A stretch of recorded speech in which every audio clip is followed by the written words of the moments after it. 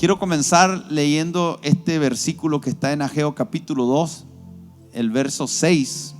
Dice: según el pacto que hice con vosotros cuando salisteis de Egipto, así mi espíritu estará en medio de vosotros.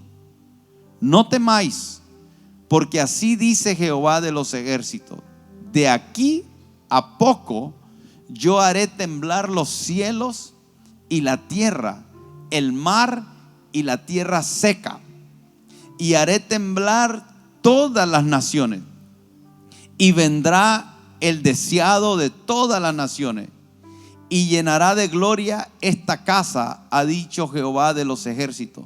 Mía es la plata, mío es el oro, dice Jehová de los ejércitos.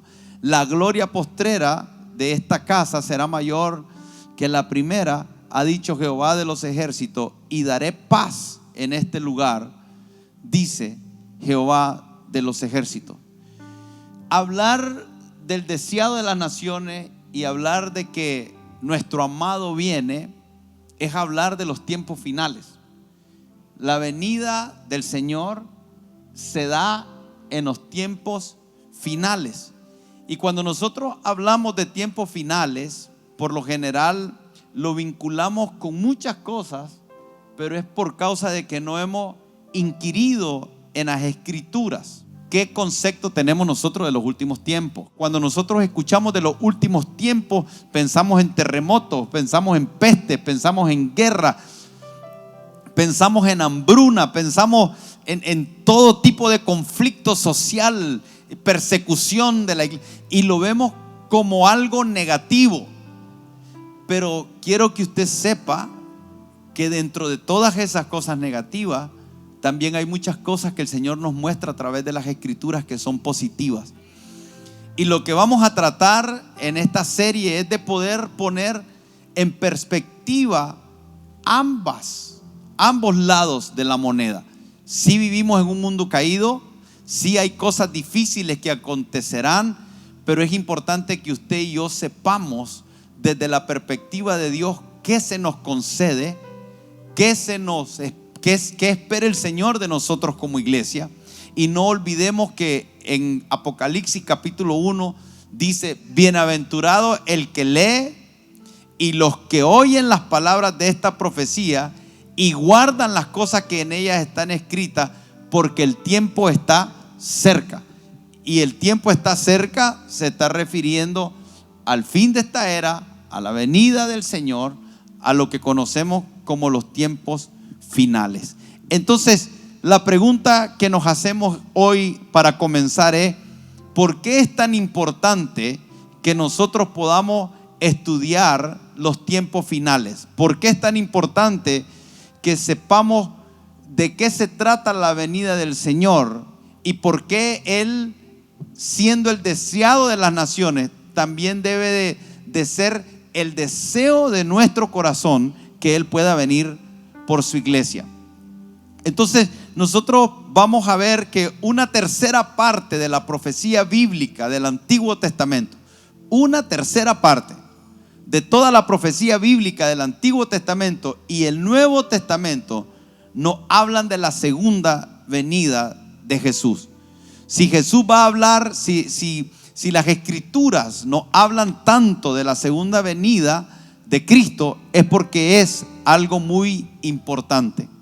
Más de 650 profecías en toda la Biblia existen, y 330 nos hablan de Jesús como el Mesías. De esas 330, 225 hablan de la segunda venida del Señor. En el Antiguo Testamento hay 46 profetas que nos hablaron de parte de Dios. 10 de ellos nos hablaron de la primera venida, y 36 nos hablaron de la segunda venida y la restauración de Israel. Hay más de 1500 pasajes que nos hablan de la segunda venida de Jesús. Uno de cada 25 versículos de la Biblia nos habla de la segunda venida de Jesús. Y por cada mención que la Biblia nos hace de su primera venida, hay 8 que nos hablan de su segunda. En el Nuevo Testamento tenemos más de 50 mandamientos de prepararnos y estudiar la segunda venida de Jesús. Entonces, hay todos unos datos que podemos extraer de la Biblia que nos van a dar la importancia para nosotros de estudiar los últimos tiempos. Por otro lado, el Apocalipsis se le llama el libro de la revelación de Jesucristo. En otras palabras, es Jesucristo revelando su corazón para la iglesia. Entonces, por eso también es importante estudiar las Escrituras, porque Cristo está revelando su corazón de lo que va a acontecer y de lo que Él espera de su iglesia en los últimos tiempos. Por otro lado, es importante estudiar los últimos tiempos porque todas las generaciones pasadas han visto señales. Pestes siempre han habido, terremotos siempre han habido, pero en este tiempo es un tiempo donde todas esas señales están llegando a un punto donde podemos decir que se están dando a una sola vez. Y eso nos hace que nosotros seamos una generación, ya sea que somos la generación que Cristo pueda venir, o nos toque preparar a las generaciones del futuro que verán la venida del Señor. Por otro lado, ¿por qué es importante estudiar de los últimos tiempos? Porque los últimos tiempos no están para infundirte temor, sino esperanza. No están para intimidarte, sino para traerte consuelo. Y aquí sí quiero leer un versículo en Primera de Tesalonicenses capítulo 4, el verso 13, que dice: tampoco queremos, hermanos, que ignoréis acerca de los que duermen, para que no os entristezcáis como los otros que no tienen esperanza. Porque si creemos que Jesús murió y resucitó, así también traerá Dios con Jesús a los que durmieron en él. Por lo cual os decimos esto en palabras del Señor, que nosotros que vivimos, que habremos quedado hasta la venida del Señor, no precederemos a los que durmieron, porque el Señor mismo, con voz de mando, con voz de arcángel y con voz de trompeta, descenderá del cielo, y los muertos en Cristo resucitarán primero. Luego nosotros, los que vivimos, los que hayamos quedado, seremos arrebatados juntamente con ellos en las nubes para recibir al Señor en el aire, y así estaremos siempre con Él. Por eso, cuando hablamos de que el deseado de las naciones viene, es una palabra de esperanza, que Cristo viene pronto. Por otro lado, ¿por qué necesitamos estudiar de los tiempos finales? Porque una vez que usted entienda los tiempos finales que estamos viviendo, entonces su perspectiva de la vida y estilo de vida también cambiará.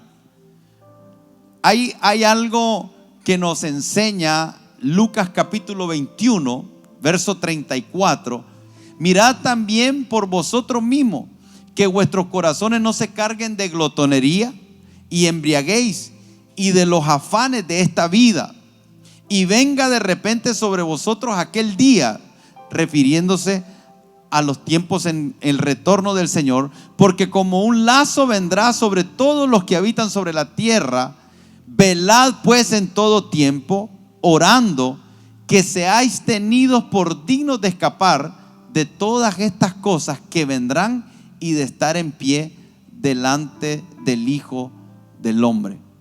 En otras palabras, cuando nosotros entendemos que Cristo viene, que nuestro amado viene, y nosotros vivimos una vida con ese entendimiento, entonces vamos a tener un estilo de vida acorde a esa expectativa que nosotros tenemos. La iglesia en los tiempos finales sí vivirá tiempos difíciles. Hoy, como iglesia, nosotros estamos siendo afectados por todos los acontecimientos. Estamos viviendo una pandemia, nos han azotado 2 huracanes y son reales. Entonces, por eso es importante estudiar los últimos tiempos, para que no nos tomen por sorpresa, pero también para que no seamos y caigamos en decepción. Porque nosotros cuando no entendemos las escrituras a profundidad, entonces tenemos esa expectativa de un evangelio que solo nos habló de que todo iba a estar bien. Y esta es una parte crítica de esta enseñanza, es una parte difícil aún para mí, porque estamos hablando de que en los postreros días, en los tiempos finales, el mundo entero, la humanidad va a tener que enfrentar situaciones difíciles. Y la iglesia, estando en el mundo, de una u otra forma se verá afectada. Por eso necesitamos escudriñar las escrituras, para que no nos tome por sorpresa, pero también para que nosotros entendamos que en esos días difíciles, donde abunda la maldad, donde abunda el pecado, también el Señor va a hacer abundar su gracia, sobreabundar su gracia sobre sus hijos. Y su gracia nos va a sostener. Y hay muchas promesas que el Señor tiene para nosotros como iglesia para estos últimos tiempos, pero también para consolarnos mutuamente. Esta parte es una parte que yo estoy aprendiendo a escuchar a pastores amigos y que pastores amigos míos me escuchen y compartirnos las dificultades que estamos viviendo, las pruebas que estamos pasando, aún los temores con los que pudiéramos estar lidiando, y aprender a consolarnos. Y nuestro mayor consuelo hoy en día es que Cristo viene, que Él es la esperanza de gloria, que nosotros anhelamos su venida, que estamos levantando nuestra cabeza ardientemente esperando por su redención. Entonces habrá señales en el sol, en la luna y en las estrellas, y en la tierra angustia de las gentes, confundida a causa del bramido del mar y de las olas. Desfallecieron los hombres por el temor y la expectación de las cosas que sobrevendrán en la tierra, porque las potencias de los cielos serán conmovidas. Entonces, pero si yo lo dejo hasta ahí es donde está el problema. Pero dice la otra parte, que es la parte que es lo que estamos hablando, ¿no? Queremos que veamos todo el consejo de la Escritura. Dice, cuando todas estas cosas comiencen a suceder. ¿Qué son todas estas cosas? Lo que estábamos hablando de las señales del sol, de la luna, de las estrellas, de la angustia. Cuando todas esas cosas comiencen a suceder, erguíos y levantad vuestras cabezas, porque vuestra redención está cerca. Y una de las cosas que yo puedo rescatar hasta este momento es que las escrituras van a traer mucha dirección, nos van a mostrar un camino en medio de tanta confusión. Tal vez hoy muchas personas se pudieran preguntar hacia dónde vamos, por dónde vamos. Y las escrituras, cuando nosotros venimos a estudiar los tiempos finales, todas las profecías de Cristo, cada una de las señales, todo lo que la palabra revela, nosotros vamos a poder visualizar de una manera más clara y traer un mejor enfoque a nuestra vida. Yo creo que algo que le vamos a sacar a toda esta serie es que vamos a poder enrumbar nuestra vida en ese diseño del Señor que Él ha preparado para nosotros. Contrario a todo lo que nosotros podríamos enfocarnos acerca de los tiempos finales, como decía el pastor, temor, miedo, intimidación y cosas por el estilo, la palabra del Señor nos enseña que realmente esa es la esperanza de la iglesia. Y el versículo que el pastor leyó de 1 de Tesalonicenses capítulo 4 versículo 18 dice así, la última parte, después que él habla acerca de los que duermen serán levantados, luego nosotros que hayamos quedado seremos levantados y llevados con él. Dice al final, por tanto alentaos los unos a los otros con estas palabras.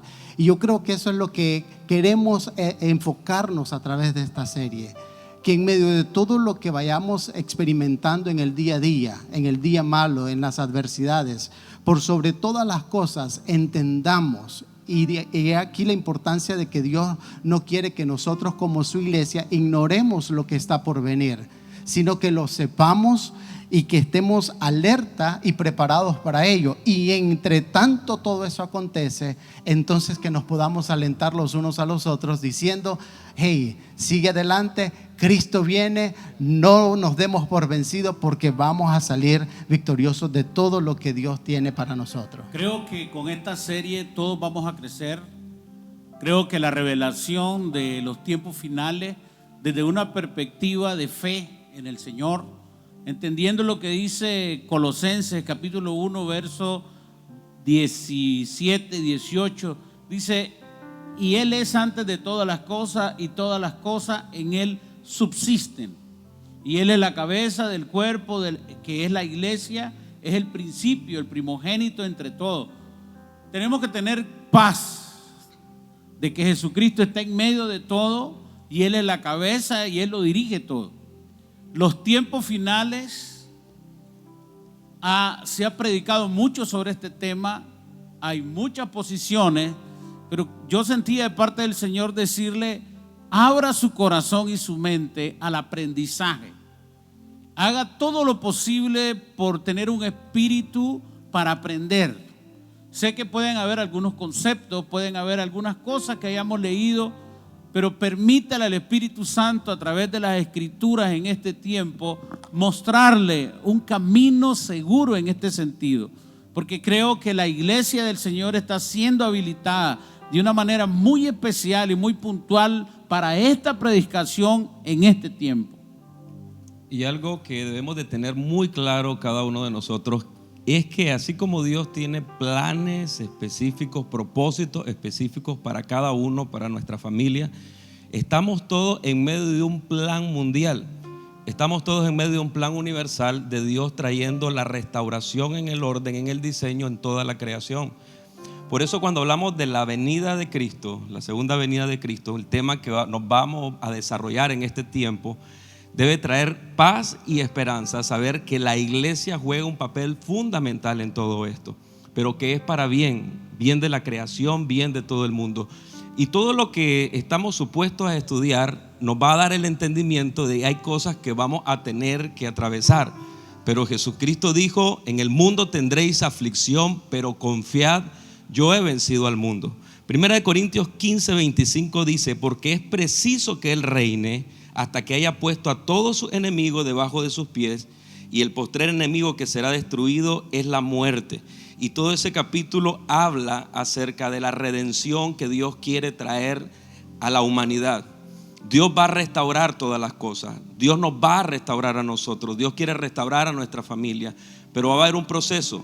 Y entender ese proceso debe de traer paz a nuestros corazones, porque sabemos que todo va a salir bien al final, y que al final de esto nosotros reinaremos con Cristo. Yo no lo he alcanzado todo, ninguno de los de aquí lo ha alcanzado todo, pero estamos tratando de compartir de lo que estamos estudiando, pero más que información, queremos que sea algo que penetre al corazón, porque si la información llega aquí y no logramos establecerla en el corazón, entonces no va a generar los resultados deseados. Queremos paz, queremos tener una lectura espiritual de los acontecimientos, queremos saber a qué tenemos acceso con Dios, qué es lo que nos espera, en dónde podemos poner nuestra confianza. Queremos vivir con un sentido de vida de eternidad, con una visión de eternidad, no dejarnos capturar por la corriente de este mundo. Queremos guardarnos porque nuestro amado viene. Queremos estar cerca de Él para conocer su corazón.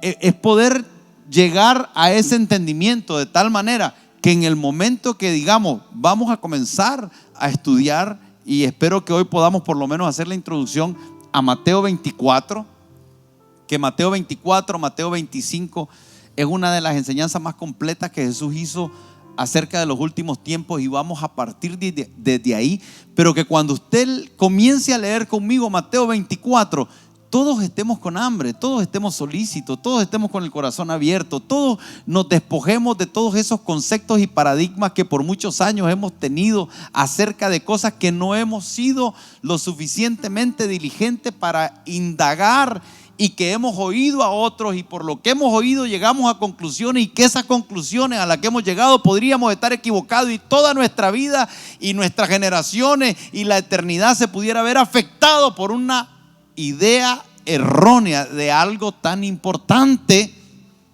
como es esto. Y creo que la iglesia está lista, nuestra congregación está lista. Esta es nuestra temporada para entrar en esto. Hay la madurez, hay el entendimiento.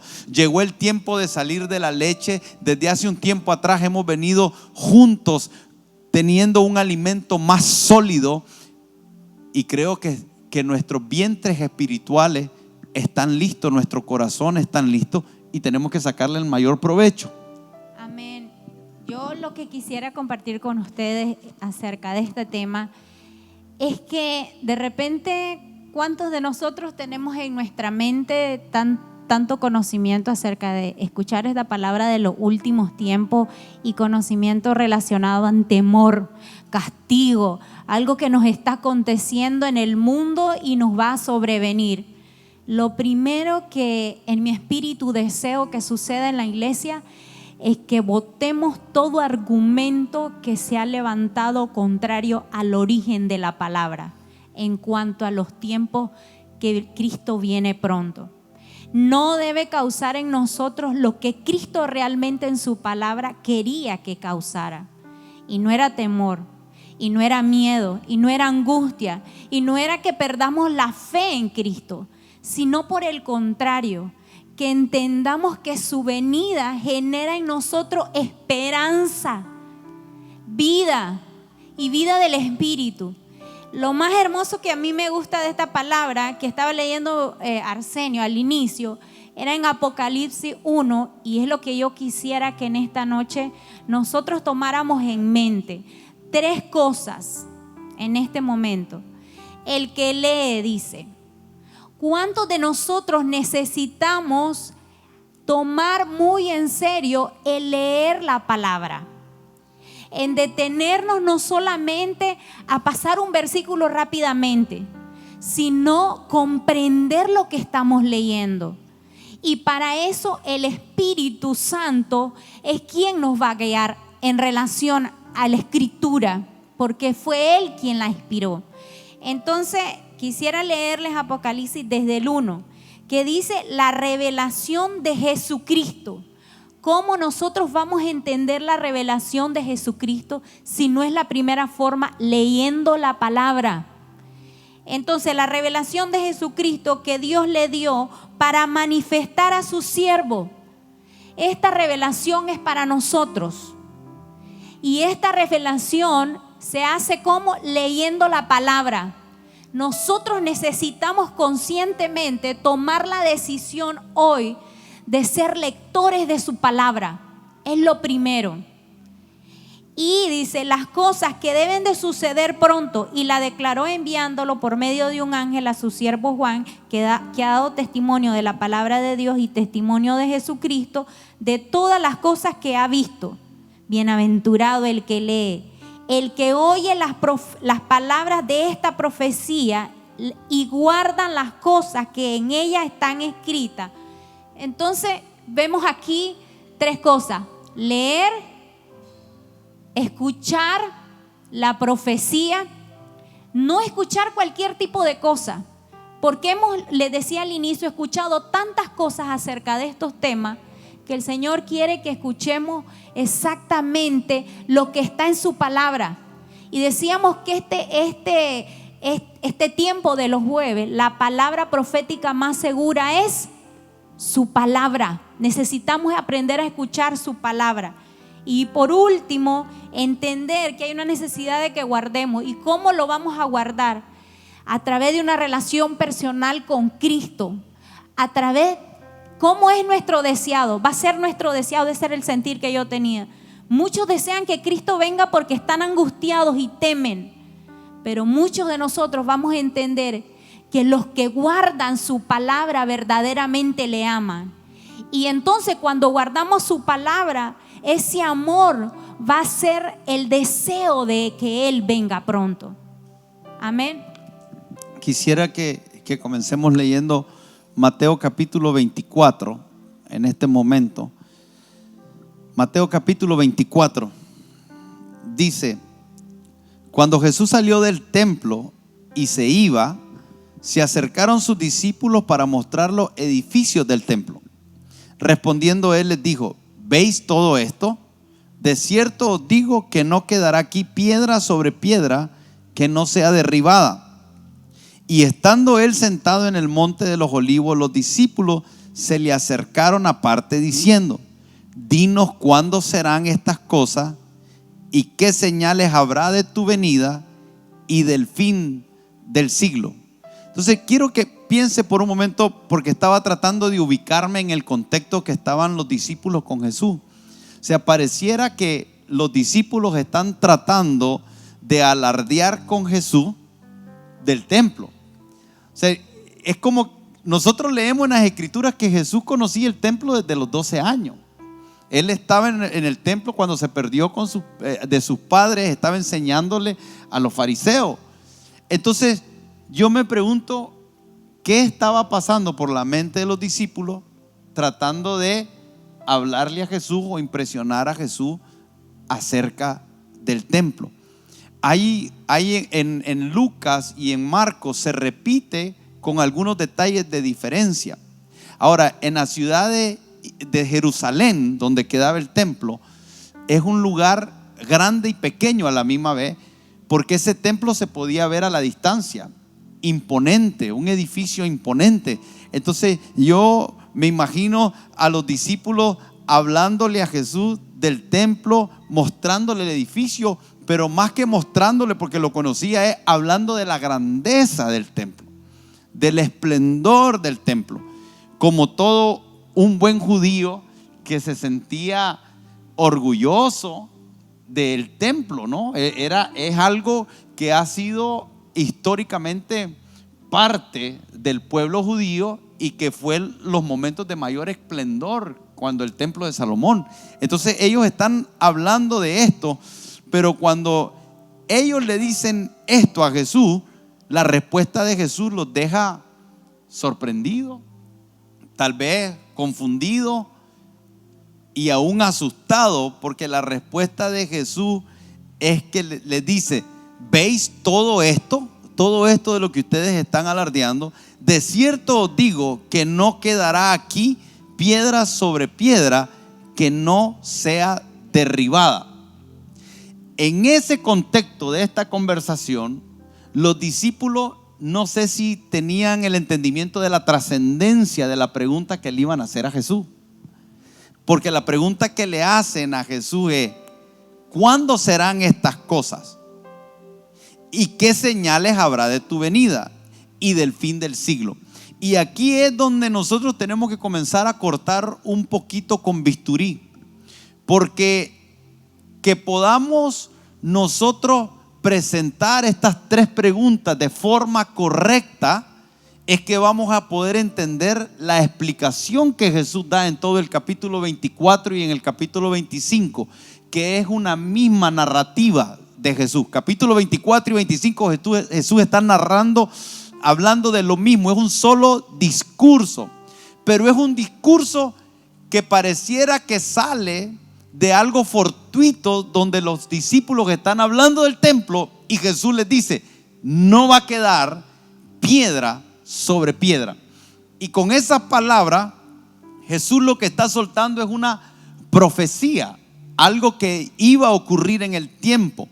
Pero las tres preguntas que los discípulos plantean son estas: dinos cuándo serán estas cosas, qué señales habrá de tu venida y qué señal habrá del fin del siglo. En otras palabras, ellos están diciendo: ¿cuándo es que no va a quedar piedra sobre piedra? ¿Cuándo es que el templo va a ser destruido? Pero eso es una pregunta. Inmediatamente ellos hacen otra pregunta: ¿cuál será la señal del retorno del Mesías? Entonces ya no solo están preguntando sobre lo que Jesús les dijo de la destrucción del templo, ahora le están diciendo: ¿cuál será la señal del retorno del Mesías? ¿Y cuándo terminará esta era? Esas preguntas son las preguntas más profundas que en una temporada como esta nosotros nos podemos responder. ¿Por qué?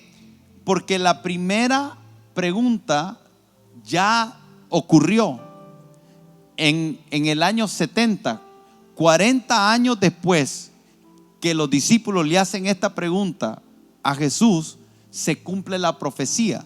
Se cumple la profecía donde no queda piedra sobre piedra. En otras palabras, el templo fue totalmente destruido. Y a partir de ahí es que también se arma todo un debate teológico. Un debate teológico donde hay diferentes corrientes. La primera corriente, ¿qué es lo que dice la primera corriente? Que esta profecía de Jesús se cumplió en su totalidad en el momento que fue destruido el templo. Que todo lo que Jesús habló en el capítulo 24 estaba dirigido a una pregunta: la destrucción del templo.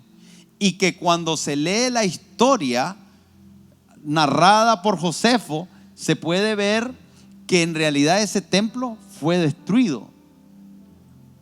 Entonces, si eso es así, lo que estaría diciendo es: nosotros no tenemos que preocuparnos de nada más, ni tratar de indagar de nada más de lo que Jesús dijo.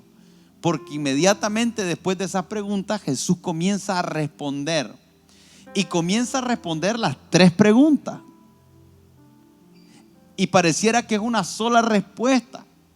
Pero en realidad Jesús está respondiendo todo lo que le preguntaron ahí los discípulos. Entonces se dice por este historiador Josefo que 1 millón de judíos murieron y 97,000 fueron hechos prisioneros en ese momento en el que se cumplió esto. Ahora, Jerusalén, la ciudad, el templo fue destruido y la profecía se cumplió. Ahora, esa es una corriente. Después hay otra corriente que dice que no podemos tomar Mateo 24 y tirarlo como que todo hubiese ya ocurrido, sino que necesitamos estudiar todo lo que ocurrió en el año 70 después de Cristo para darnos una idea de lo que ocurrirá a gran escala en el futuro. Entonces, en otras palabras, ocurren en tiempos diferentes. La destrucción del templo ocurre de manera local, pero lo que Jesús está hablando del fin de los tiempos y de la venida del Señor es de una forma más globalizada. Entonces, los teólogos están divididos. Unos piensan que se cumplió y otros que se cumplió o se va a cumplir en el futuro. La conclusión a la que nosotros estamos llegando después de haber estudiado a aquellas personas que han estudiado, porque yo sería mentiroso si yo te digo que yo llegué a estas conclusiones solo. No, hemos estudiado algunas corrientes, algunas personas que se han dedicado, y después de haber estudiado, como dice Hechos capítulo 17, hemos comprobado si las cosas son como se dicen. Y nuestra conclusión es que nosotros creemos que se cumplió en parte cuando se destruyó el templo, pero que está por cumplirse algunos eventos que son futuros que no se han cumplido. Por eso es importante plantear la pregunta: ¿cuándo ocurrirán estas cosas? ¿En qué contexto lo dice? En lo que Jesús le está hablando de la destrucción del templo. ¿Cuándo será tu venida? ¿Y cuándo será el fin de esta era? Y vamos a ver un énfasis en la iglesia, de la iglesia primitiva, en Cristo viene. Cristo viene. Se consolaban los unos a los otros diciendo: Cristo viene. Cuando vean todas esas pestes y todo, pónganse erguidos y levanten su cabeza, porque vuestra redención está cerca. Entonces, la historia de la iglesia después del 70, de la destrucción del templo, ha sido esperar con esperanza la redención y la venida del Señor. Recordemos en Hechos cómo los ángeles, cuando los discípulos lo están viendo ser levantado en las nubes, ellos le dicen: hey, ¿por qué se afligen? ¿Por qué se sorprenden? A este Cristo que habéis visto ascender, así mismo como le habéis visto ascender, así descenderá. Fue como un tesoro de la iglesia, esa esperanza de la venida del Señor. Pero Jesús en Mateo 24, el verso 4, responde, y lo primero que él dice: mirad que nadie os engañe, porque vendrán muchos en mi nombre diciendo yo soy el Cristo, y a muchos engañarán.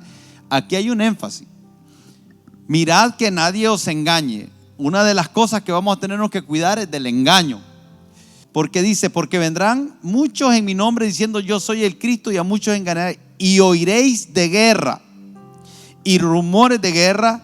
Mirad que no os turbéis, porque es necesario que todo esto acontezca, pero aún no es el fin. Porque se levantarán nación contra nación y reino contra reino, y habrá pestes y hambres y terremotos en diferentes lugares, y todo esto será principio de dolores. Solamente principio. Ya aquí, ya Jesús está hablando de lo que ya es su segunda venida.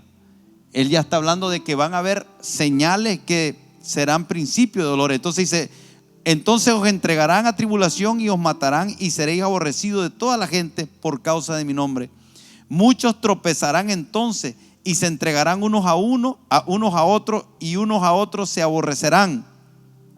Y muchos falsos profetas se levantarán y engañarán a muchos. Y por haberse multiplicado la maldad, el amor de muchos se enfriará.